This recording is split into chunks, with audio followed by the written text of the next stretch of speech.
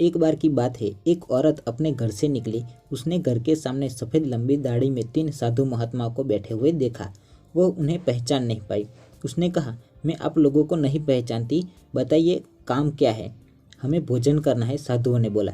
ठीक है, कृपया मेरे घर में पधारिए और भोजन ग्रहण कीजिए। क्या तुम्हारे पति घर में है? एक साधु ने प्रश्न किया।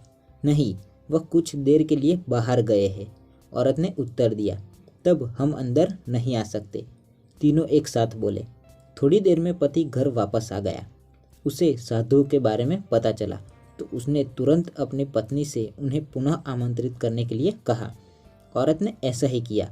वह साधुओं के समक्ष गई और बोली, जी अब मेरे पति वापस आ गए हैं, कृपया आप लोग घर में प्रवेश करिए।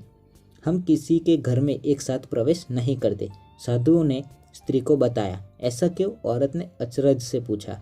जवाब में मध्य में खड़े साधु ने बोला, पुत्री, मेरी दाई तरफ खड़े साधु का नाम धन और बाई तरफ खड़े साधु का नाम सफलता है और मेरा नाम प्रेम है। अब जाओ और अपने पति से विचार विमर्श करके बताओ कि तुम हम तीनों में से किसे बुलाना चाहती हो। औरत अंदर गई और अपने पति से सारी बात बता दी। पति बेहद खुश हो गया। वाह, आनंद आ गया, चलो जल्दी से धन को बुलाते हैं, उसके आने से हमारा घर धन दौलत से भर जाएगा और फिर कभी पैसों की कमी नहीं होगी।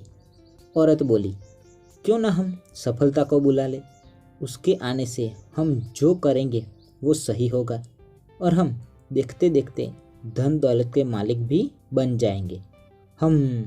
तुम्हारी बात भी सही है, पर इसमें मेहनत करनी पड़ेगी। मुझे तो लगता है कि धन को ही बुला लेते हैं, पति बोला। थोड़ी देर उनकी बहस चलती रही, पर वो किसी निश्चय पर नहीं पहुंच पाए। औरत अंततः निश्चय किया कि साधुओं से यह कहेंगी कि धन और सफलता में से जो आना चाहे वो आ जाए, और झट से बाहर गई और उसने यह आग्रह साधुओं के सामने दोहरा दिया। उसकी बात सुनकर साधुओं ने एक दूसरे की तरफ देखा और बिना कुछ कहे घर से दूर जाने लगे। आप लोग इस तरफ वापस क्यों जा रहे हो? औरत ने उन्हें रोकते हुए पूछा। पुत्री, दरअसल हम तीनों साधु इसी तरह द्वार द्वार जाते हैं और घर में प्रवेश करने का प्रयास करते हैं। जो व्यक्ति लालच में आकर धन या सफलता को बुलाता है, हम वहाँ से लौट जाते हैं, और जो अपने घर में प्रेम का वास चाहता है, उसके यहाँ बारी बारी से हम दोनों भी प्रवेश कर जाते हैं। इसलिए इतना याद रखना कि जहाँ प्रेम है वहाँ धन और सफलता की कमी नहीं होगी। ऐसा कहते हुए धन और सफलता नामक साधु ने अपनी बात पूर्ण की। इस कहानी से हमें यही शिक्षा मिलती है कि यदि इंसान लालची न होकर निस्वार्थ भाव से दूसरों के हित और आनंद की कामना करता है, तो निश्चित ही उसे जीवन की वास्तविक सुख की प्राप्ति होती है। सच्चा सुख आनंद में ही मिलता है।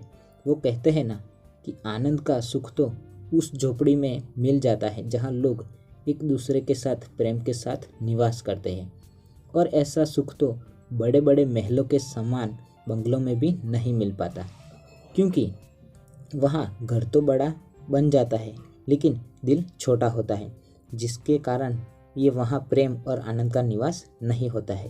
दोस्तों, आपको ये स्टोरी अच्छी लगी हो तो वीडियो को लाइक और चैनल को सब्सक्राइब कर देना, ताकि आपको हर रोज़ ऐसी वीडियो मिलती रहे।